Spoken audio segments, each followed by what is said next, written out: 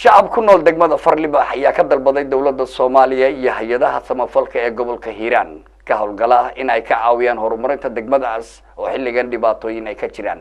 Wariye Maxamed Ibrahim Siyaad ayaa umurtan ka barandagaya.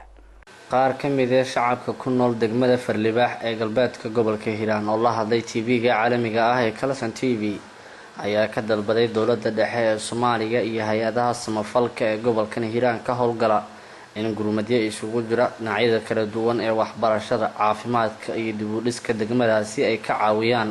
waxa ay carabka dadkan ay ku dhufteen in haatan dhibaatooyinka ugu badan ee haysta ay yihiin caafimaad darro iyo waliba waxbarasho la'aan maadaama halkaasi aysan ka jirin dugsiyadii sare ee ardaydii ka qalin jibisa dugsiyada hoose dhexe ay u gudbi lahaayeen.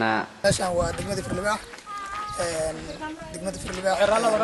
gobolka Hiiraan waxaa ka jira nimayahow xoogaa mataqaanay horumarka bulshada iskuulka degmada Farlibax waxa weeye aad iyo aad ayuu u tabareer yahay.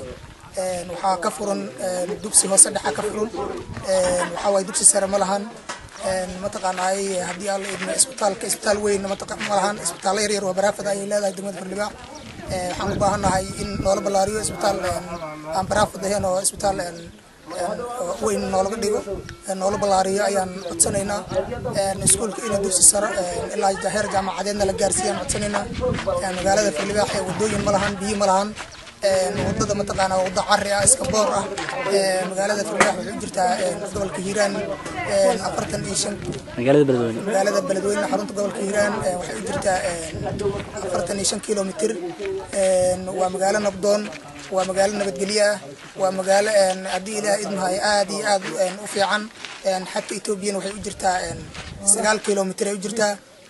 waxaan leenahay degmada Farlibax welcome qof kasta ee danaynaya degmada Farlibax dhahayo in wax ka qabto raba ama horumar ganacsi ha noqdo ama iskaashi kale inta ha noqdo biyo keeni karo mataqaana waxbarasho keeni karo, caafimaad keeni karo. waxaan leenahay walaal soo dhawow, welcome aan leenahay, waan soo dhaweynina gacmo furan.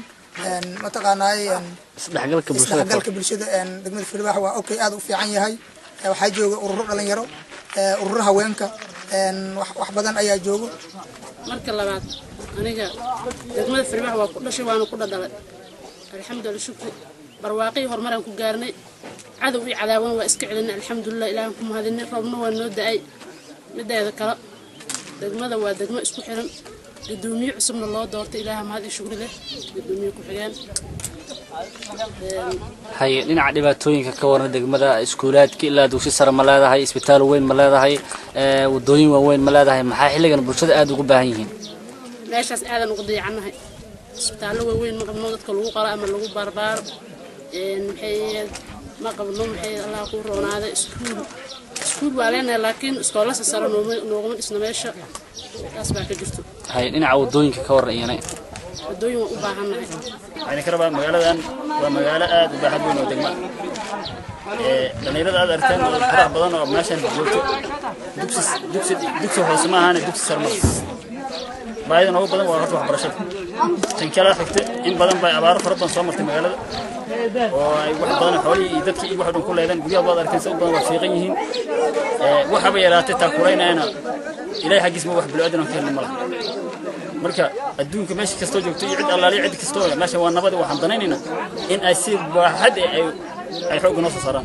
dhinaca caafimaadka ka waran. dhinaca caafimaadka isbitaal weyn u baahan yahay. isbitaal weyn oo ilaa iyo qalin waa u baahan. caafimaadka aad buu noogu xun yahay. ayaan hore waxaad ogtihiin si badan in shuruudiyad meeshan ku dhacay.